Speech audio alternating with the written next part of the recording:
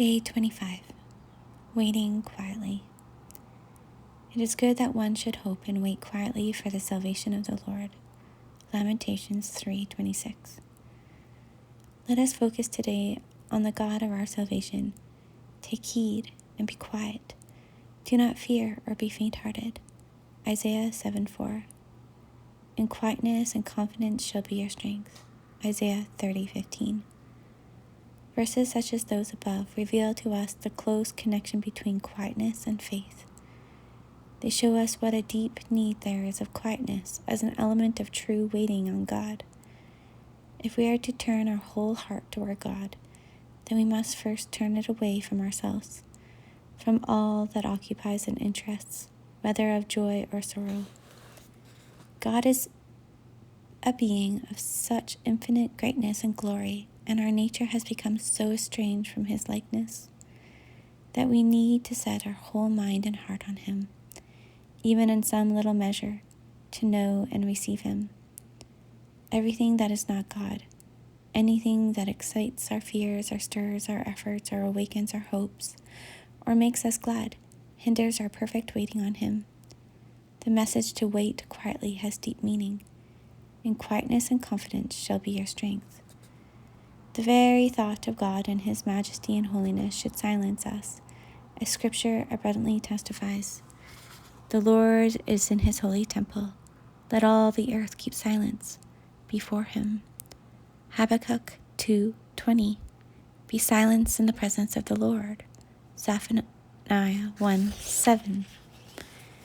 Be silent, all flesh, before the Lord, for he is aroused from his holy habitation. Zechariah 2:13. As long as we regard waiting on God as the means toward more effectual prayer, with the end of obtaining our petitions, the state of perfect quietness will never be achieved.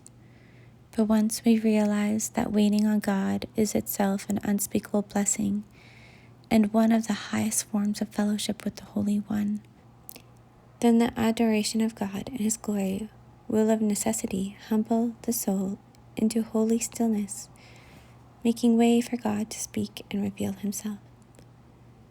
The precious promise is thus fulfilled, that all of self and self-effort shall be humbled. The haughtiness of men shall be bowed down, and the Lord alone shall be exalted in the day. Isaiah 2:11. Anyone who has learned the art of waiting on God should remember the lesson. Take heed and be quiet. Take time away from all friends and all duties, all cares and all joys. Take time to be still and quiet before God. Take time not only to be separate from other people and activity, but also from self and its energy. Let Scripture and prayer be very precious. But remember, even these may hinder the quiet waiting. The activity of the mind in studying Scripture or giving expression to its thoughts in prayer, the activity of the heart with its desires and hopes and fears.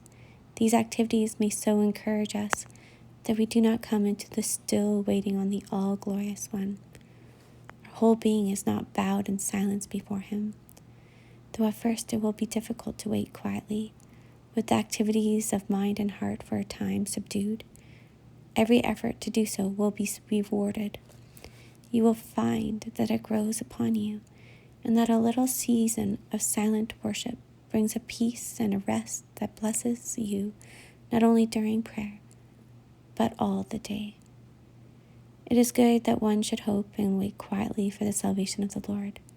Yes, it is good. So then, it is not of him who wills, nor of him who runs, but of God who shows mercy. Romans 9:16. The quietness is the confession of our impotence, that with all our willing and running, with all our thinking and praying, we cannot work our salvation. We must receive it from God. It is the confession of our trust that God will come to our help in good time. It is the confession of our desire to sink into our nothingness, the quiet resting in God alone to let him work and reveal himself. Let us wait quietly. In daily life, let there be a quiet reverence, a watchfulness against too deep engrossment with the world. and the soul that waits for God to do his wondrous work, the whole character will come to bear this beautiful stamp, quietly waiting for the salvation of God. My soul, wait only on God.